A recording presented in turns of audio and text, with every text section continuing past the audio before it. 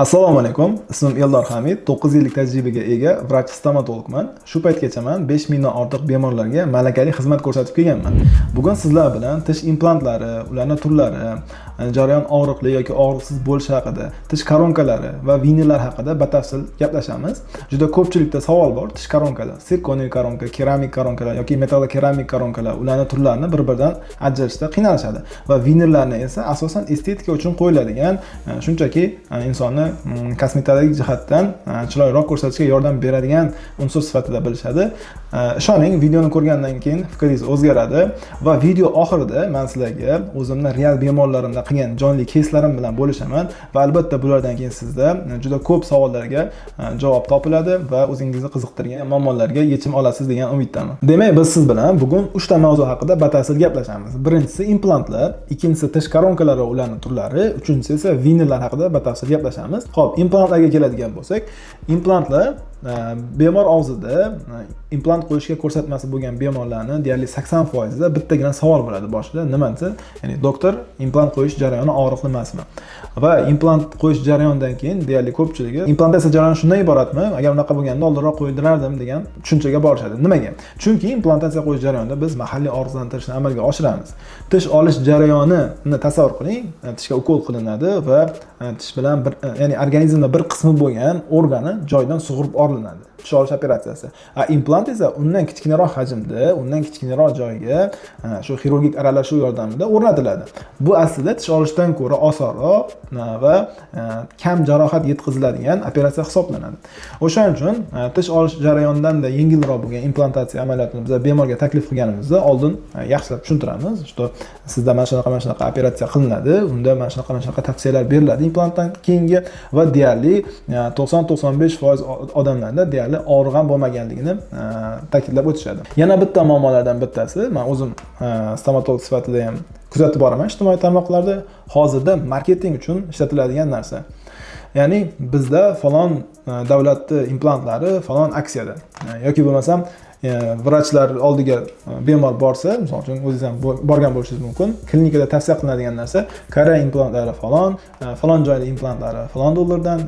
Ya'ni xuddiki vrach tish implantlarini bozorda material sotayotganga o'xshab sotishadi. Bu ham noto'g'ri. Ayniqsa vrachlar uchun eng muhim narsa bu davo rejasini to'g'ri tuzib, o'sha protokol asosida implantni og'iz bo'shlig'iga o'rnatish. To'g'ri o'rnatilgan va protokol asosida o'rnatilgan implant albatta uzoq muddat va bemorga yaxshi holatda xizmat qiladi. Demak, bu joyda eng muhim narsa qaysi davlat da ishlab chiqarilgan implant emas, vrachning malakasi, uni to'g'ri protokol asosida qo'yishi muhim hisoblanadi. Boya ta'kidlaganimdek, juda ko'pchilik insonlarni bittagina savol qiynaydi, ya'ni og'riq, ya'ni qo'rquv. Qo'rquv bo'lishi bu ishoning tabiiy, normal holat. Qo'rquvning eng asosiy sabablaridan bittasi bu joyda noaniqlik, ya'ni insonlar implant qo'yishidan oldin nima jarayonlar bo'lishini aniq bilmaydi va o'shandan keyin qo'rquv yuzaga keladi. Biz nima qilamiz? Biz bemorlarni oldin to'liq diagnostika qilamiz. Buning uchun 3D rentgen asosida og'iz bo'shlig'ini skanerlash va og'iz bo'shlig'ini fotoprotokol amaliyotini amalga oshiramiz va implantolog, xirurg va tish texniki bilan birgalikda qaysi implant turini, tishni qaysi sohasiga, necha gradusda va qanaqa chuqurlikda o'rnatilishini, suyakning qaysi qismiga oldindan aniqlashtiramiz va o'sha reja asosida implantatsiya operatsiyasini amalga oshiramiz. Va buni bemorga bemor so'zi bilan, ya'ni oddiyroq tilda tushuntirib beramiz va operatsiya ketish jarayoni qancha muddat davom etishi haqida ham batafsil ma'lumot beramiz. Misol uchun bitta tish operatsiyasi uchun, ya'ni implant qo'yish uchun o'rtacha 20-30 daqiqa vaqt ketadi. Ya'ni implant qo'ydirgandan keyingi tavsiyalar ham batafsil tushuntirib beriladi. Yozma shaklda ham, og'zaki shaklda ham va ularga bemorlar ko'rsatmalarga amal qiladi va deyarli hech qaysi bemorda implantatsiyadan keyin hech qanaqa muammo yuzaga kelmaydi. Xulosa o'rnini aytadigan bo'lsam, implant qo'ydirish jarayoni bu qo'rqinchli jarayon emas. Bu joyda eng muhimi shifokor malakasi, tajribasi va unga to'g'ri yondashuv hisoblanadi. Ana endi ikkinchi mavzu tish koronkalari haqida gaplashamiz. Demak, bemorlarda eng asosiy beriladigan savollar bular, ya'ni tish qo'yishdan oldin, ya'ni koronka qo'yishdan oldin tishimni chaqlab tashlaysizmi yoki bo'lmasam nerva olib keyin qo'yiladimi yoki bo'lmasam shu guruchday qilib chaqlab tashlanishi shartmi degan savollar beradi. Bu savollarni albatta hammasi o'rinli hisoblanadi. Bemor sifatida xalq orasida juda ko'p noto'g'ri tushunchalar, fobiyalar bor. Bularni kelib chiqish sababi ham bejiz emas. Kimlardir ko'rgan, juda ko'p miqdorda chaqlangan tishlar ustiga qo'yilgan yoki bo'lmasam yana bir qaysidir tanishida koronka qo'ydirish natijasida yoki vinil qo'ydirish natijasida koronka yoki vinillardan keyin kuchli sezuvchanlik paydo bo'lgan va shunga o'xshash holatlar bo'lgani uchun bu mavzular asosan tez aylanib turadi. Va bizga ham bemorlar kelgan paytida shunaqa savollar bilan murojaat qilishadi. Men sizga hozir bularni hammasini bittalab tushuntirib beraman. Koronka qo'yganda ularning turlari muhimmi? Ya'ni bu joyda deydi sariq tish mumkin emas. Yoki bo'lmasam tillatish qo'yish hozir ufdan qolgan deyshadi. Yoki bo'lmasam metalokeramikadan ko'ra sirkoniyaviy koronkalar yaxshiroq, sifatli xizmat qilishadi deydi. Bular rostmi? Ekspert sifatida shuni aytishim mumkinki, metalokeramika 1970-yildan beri muvaffaqiyatli ravishda davo muolajalarida qo'llanib kelinadi va to'g'ri qo'yilgan holatlarda hech qachon bir zararli yoki bo'lmasam o'sha ko'p videolarda, targetlarda ko'p ko'rib qolaman. Yosh vrachlar chiqadida metalokeramika qo'ydirmang, chunki milkingiz sarg'ayib ketadi, ko'karib ketadi. Buni asosiy yechimi shuni almashtirib o'rniga sirkoniy koronka qo'yish. Xo'p, metalokeramika bilan sirkoniy koronkaning nima farqi bor deyiladigan bo'lsa, bu joyda ichidagi metal haqida gap ketyapti. Bu aslida to'g'ri shaklda plannichniy qilib qo'yilsa va to'g'ri usulda texnik laboratoriyada yasalsa, hech qanaqa nojo'ya ta'sirga ega emas metalokeramika. Ha, bo'lishi mumkin. Metalga nisbatan organizmda allergiya bo'lishi mumkin. Uni istisno qilmaymiz. Agar undan tashqari holatlarda bu, ya'ni 100% insonlarda metalokeramika mumkin emas degan tushuncha yoki bo'lmasam allergiya beradi 100% hammaga degani emas. Yoki bo'lmasam shuni o'rnini olib o'rniga sirkoniy koronka qo'yish yechim degani ham emas. Yani bu ikkalasi bir-biridan farqi shunchaki nur o'tkazish xususiyatiga ega. Estetik jihatdan bo'lishi mumkin yaxshiroq. Shuni ustasi bo'lgan vrachlarimiz ikkalasi bilan ham yuqori natijalarga erishib kelmoqda hozirgacha. Nima haqida gaplashmoqchimiz? Koronkalarni qachon qo'yish kerak? Qachon qo'yish kerak? Demak, birinchi navbatda tishni ko'p qismida yo'qotilish bo'lsa, ko'pincha koronkaga qo'yishga ko'rsatma bo'ladi va o'rtada bitta tish yo'q, ikkita yondagi tishlarga chaqlab ko'prik simon protez, ya'ni mastovidniy protez qo'yiladigan holatlar bor. Yoki bo'lmasam, yana ba'zi insonlar tishdagi estetik nuqsonlar ko'p bo'lgan holatda ham yoki bo'lmasam eski tilla tishlarning o'rnida teshilishi mumkin, tushib qolishi mumkin yoki bo'lmasam sariq tishlarda ham xuddi shunaqa ko'rinishda tushib qolishi yoki teshilishi mumkin. Ularni almashtirgan holatlarda koronka yoki sirkoniy koronkalar orasida, metalokeramika yoki sirkoniy koronkalar orasida tanlov qilishga to'g'ri keladi. Va ba'zi holatlarda 360 gradus, ya'ni to'liq aylanmali vinillar bilan yechim qilishga harakat qilishadi. Koronka qo'yish jarayoni o'zi qanaqa jarayon? Bu jarayon mutlaqo og'riqsiz bo'lishi kerak. Agar bunga tish nervini olib tashlash bilan yechim qilmoqchi bo'lsa, bu noto'g'ri hisoblanadi. Ya'ni xalq orasida gap bor, koronka qo'ydirmoqchimisan, albatta tish nervini olib tashlash kerak degan. Yo'q, unaqa emas. Koronka qo'yish uchun tish nervi olinishi shart emas. Tish nervi qachon olinadi? Tish nervi, tish o'sha nerv joylashgan kameragacha karies yetib borsa, pulpit jarayoniga o'tadi va o'sha holatdagina yoki bo'lmasam periodontit kasalligi deyiladi. O'sha holatdagina tish nervi olishga ko'rsatma bor. Qolgan barcha holatlarda tish koronkalari qo'yiladimi, vinillari qo'yiladimi, agar to'g'ri usulda chaqlansa va to'g'ri usulda protezlash amaliyoti amalga oshirilsa, hech qanaqa og'riq yoki koronkalar vinil qo'ygandan keyingi sezuvchanliklar bo'lmaydi. Agar mabodo bu narsa sizda koronka qo'ydirgandan keyin yoki vinil qo'ydirayotgandan keyin uchrayotgan bo'lsa, katta ehtimol bilan o'sha men aytgan protokoldagi ketma-ketliklar albatta buzilgan bo'ladi. Shuni hisobiga bu narsa yuzaga keladi. Yana bitta koronka qo'yishda xatolardan bittasi koronka qo'yish jarayonini orqaga surish.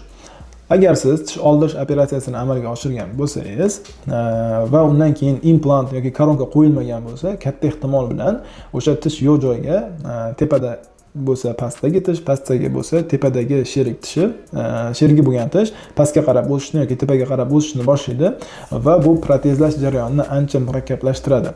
Agar biz u joyga implant qo'ysak ham, keyinchalik koronka qo'ymoqchi bo'lsak ham, o'sha pastdagi antagonistni xalaqit qilishi bor narsa va bu siz uchun ham, vrach uchun ham qiyinchilik tug'diradi. O'shaning uchun protezlash amaliyotini kechiktirmaslikni tavsiya qilamiz. Demak, xulosa o'rnida aytadigan bo'lsam, koronka qo'yish uchun tish nervini olish hech qachon shart emas.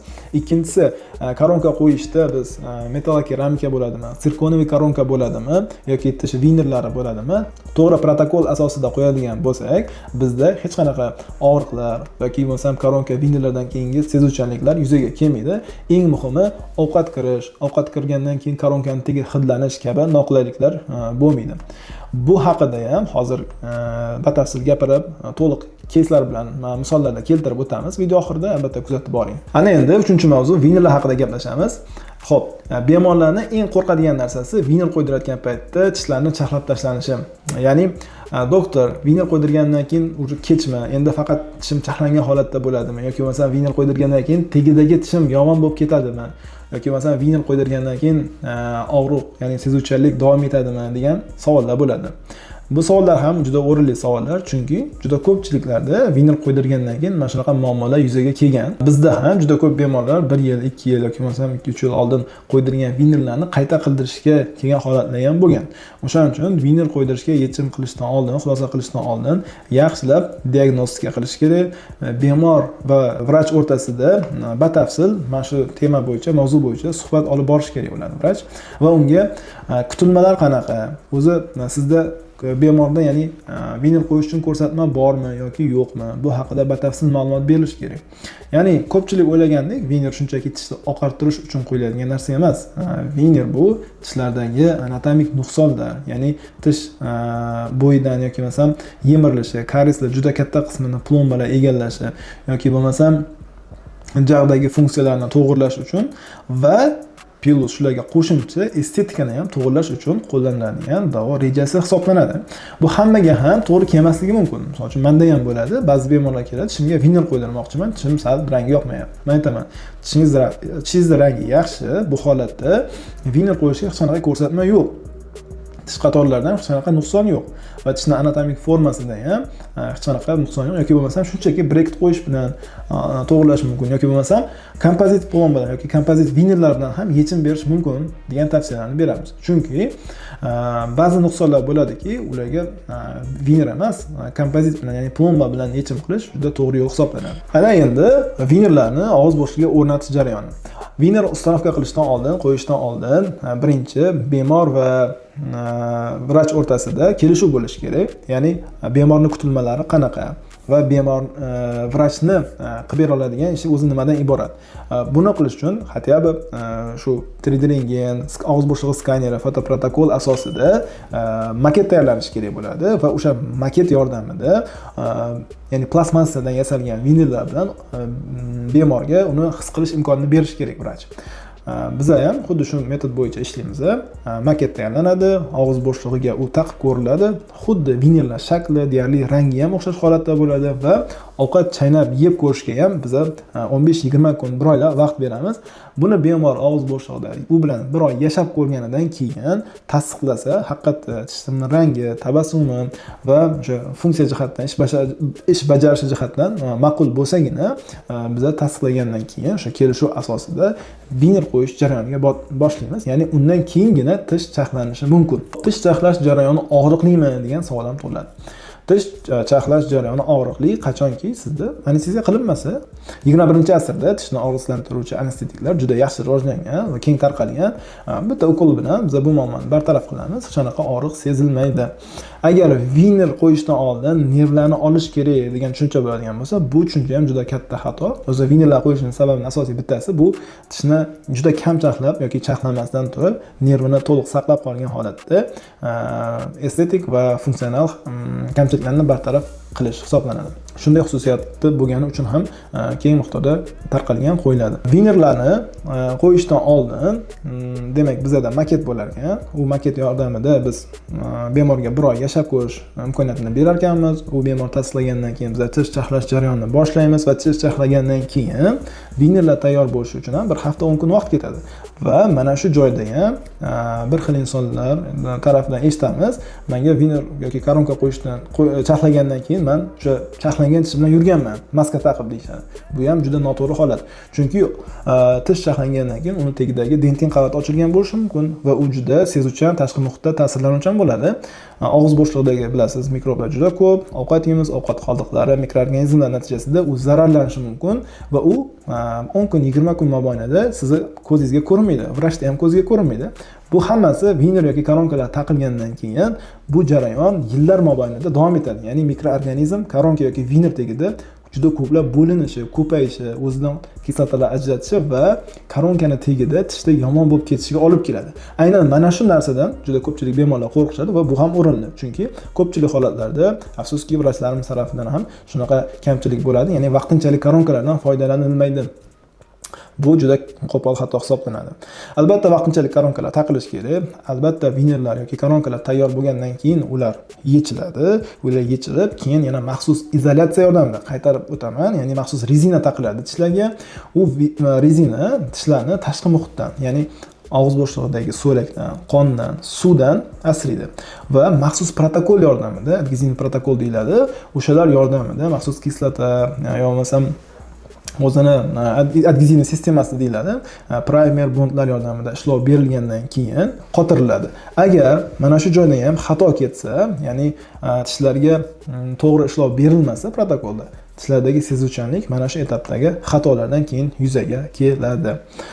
Xo'p, tishlarni qo'ygandan keyin shunchaki estetik emas, boya aytganimdek, og'izda funksiya bajarish kerak. Uning uchun uni oldindan tish texniki bilan vrach to'g'ri diagnostika qilib, to'g'ri modelirovka qilib chiqish kerak bo'ladi va mana shundagina tish qo'yilgandan keyin siz uchun u qulay bo'ladi. Ovqat yeyishingiz uchun qulay bo'ladi va qaysidir tishingiz xalaqit qilib qolmaydi. Hamma tishingiz bir xil o'zi tegishi kerak, kontakt bo'lishi kerak bo'lgan joylarda kontakt bo'ladi va ovqat kirish ehtimoli kam bo'lishi kerak. Chunki agar tishlarni vinillarni qotirgandan keyin qaysidir qismida, misol uchun 20 mikron yoki 40 mikrondan kattaroq joy ochilib qoladigan bo'lsa, bu yerga albatta ovqat kiradi.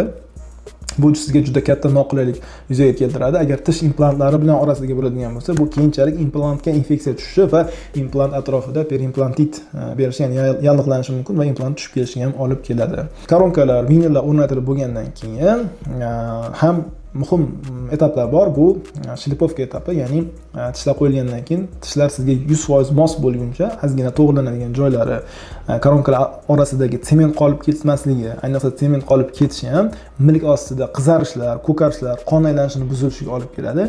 Vrach bu joylarga ham to'liq e'tibor berishi, iloji bo'lsa mikroskop yoki binokulyar yordamida ishiga yondashishi kerak bo'ladi. Bunda tishlar o'rtacha 5 dan 30 martagacha kattaroq qilib ko'rsatiladi. Vrach bemor og'iz bo'shlig'ida har bitta millimetr joyini e'tiborsiz qoldirmaydi, ko'radi.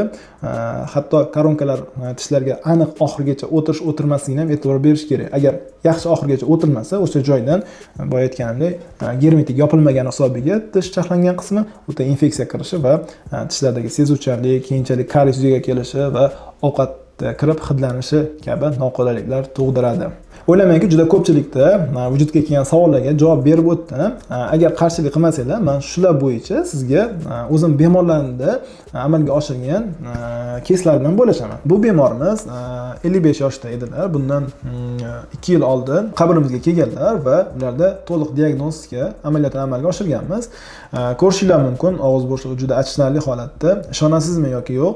Bundan o'sha kelishlardan 1,5 yil oldingina og'izlarida shu keramik qoplamalar bilan davolangan ekanlar, ya'ni boshqa klinikada bo'lganlar va og'iz bo'shlig'ida tepa va pastki jag'larida keramikalar yordamida tish koronkalari qo'yilgan, ya'ni ko'priksimon protezlar qo'yilgan va 1,5 yildan keyin ularni sementlari o'sha rasementrovka bergan, ya'ni tushib ketgan va o'sha koronkalarni qo'llarida olib qotirib berasizmi degan maqsadda kelishdi.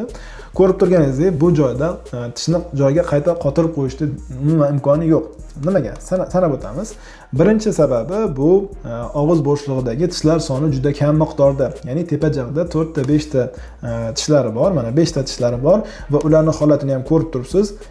Bu koronka tagidagi tishlardagi ikkilamchi karies hisoblanadi. Ikkilamchi karies ko'pincha ovqat koronka germetik bo'lib, koronkani yaxshi yopmasa, koronka tishni qattiq yopmasa, ovqat kirishi natijasida yoki bo'lmasam koronka qo'yilishidan oldin ikkilamchi karies yaxshilab tozalanmasdan turib ustidan koronka qo'yilgan holatlarda yuzaga keladi va mana shunaqa koronkani tagida chirib ketishi mumkin. Va shunaqa holatlar ko'p bo'lgani uchun biz bemorlarimizda noto'g'ri tushuncha bor. Ya'ni koronka qo'ydirsam, koronkam tagida tishim chirib ketadi yoki bo'lmasam kariesga o'chaydi degan noto'g'ri tushuncha bor. Bu aslida noto'g'ri qo'yilgan koronka sababidan bo'ladi. Xo'p, bu bemorga keladigan bo'lsak, bu holatda, ya'ni tishlarning bu holatida biz uni qayta joyiga qo'ya olmaslik va ularga pastki jag'lardagi koronkalarini ko'rsatganmiz. Ya'ni ko'rishingiz mumkin, bu joyda ham noto'g'ri yondashuv bo'lgan. Aynan ovqat yeyish kerak bo'lgan joylarda tishlari yo'q. Bitta tishlari уже olinadigan holatda, lekin mana bu joydagi ikkita tishi esa ulab qo'yilgan hisoblanadi. Keramika buyonlariga u yerda ham tishlari yo'q.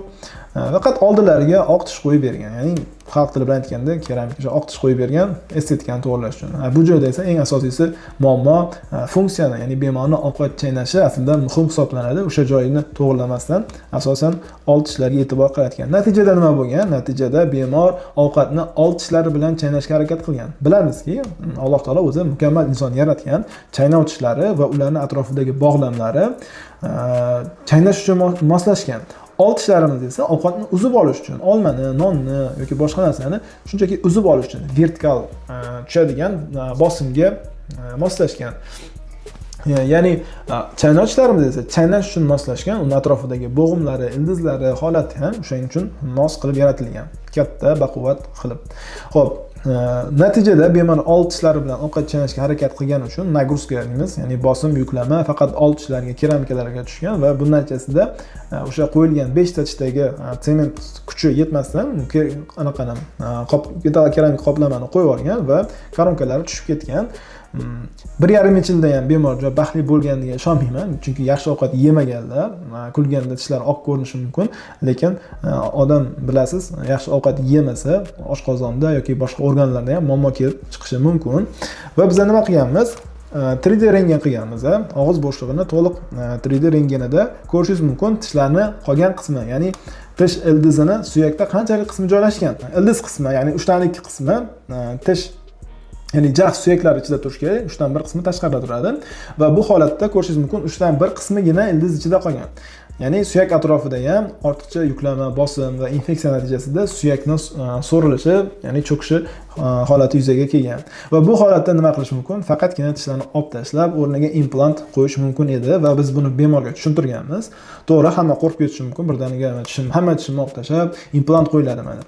Ha, aslida qo'rqinchli ko'rinishi mumkin, lekin yaxshi ovqat yeyishi uchun, bemor uzoq vaqt to'g'ri ovqatlanishi va chiroyli tabassumga ega bo'lishi uchun albatta bu ishni amalga oshirish kerakligi tushuntirib berilgan va xirurg implantolog bilan birgalikda maslahat qilib, biz bularga to'g'ri plan ichida taklif qilganmiz va uni tushuntirib berganmiz. O'shandan keyin tepa jag'lardan birinchi navbatda 6 ta implant operatsiyasi, pastki jag'larda keyinchalik 6 ta implant operatsiyasi o'tkazilgan. Mana ko'rishingiz mumkin, tishlarning holatini pastki jag'da ham 4 ta tish va 2 ta alohida olib tashlanishi kerak bo'lgan tishlar bor. Ular hammasi olib tashlanib, o'rniga 6 ta implant qo'yilgan. Mana bu tepa jag'da 6 ta implant, bu esa pastki jag'dagi 6 ta qo'yilgan implantlar.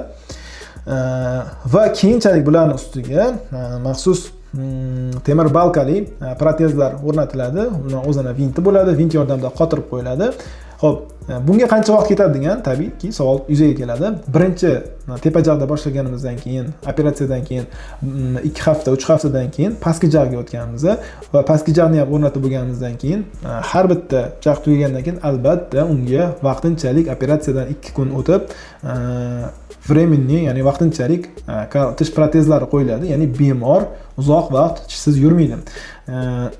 O'shandan keyin o'sha vaqtinchalik tish protezlarida bemor 2-3 oy mobaynida kutishi kerak, chunki tish implantlari jag'ga yaxshi moslashishi, adaptatsiya bo'lishi va jag' bilan to'qimasi bilan birga birikib ketishi kerak bo'ladi. Svязь hosil bo'lishi kerak. Ana undan keyingina biz unga qo'rqmasdan turib doimiy tish protezlarini yasab berishimiz mumkin bo'ladi.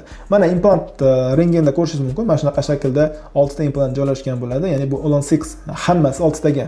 Ya'ni tepa jag'dagi hamma nagruska yuklama 6 taga, pastki jag'da hamma yuklama nagruska 6 ta tishga tushadi degan ma'noda nom berilgan bu metodikaga. Xo'p, ko'rishingiz mumkin. Og'iz bo'shlig'ida albatta fotoprotokol har bir bosqichi amalga oshirib boriladi.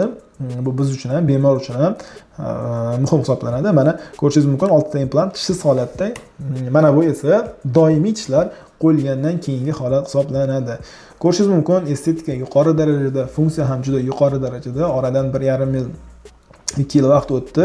Bemor hali ham xursandlar, har safar duo qiladilar, har 6 oyda ko'rikka kelib turadilar va tishlaridan juda mamnun. Tabassumi ham qaytgan. Bu esa ularning hayotida juda katta o'zgarishlarga sababchi bo'lgan. Mana keyingi rasmda ko'rishingiz mumkin. Bu tishsiz yurgan holatlari bo'lsa, bu tish qo'yilgandan keyin holati. Ikkalasi ikki xil insonga o'xshaydi. Haqiqatda tishlar inson uchun hayotda muhim o'ringa ega.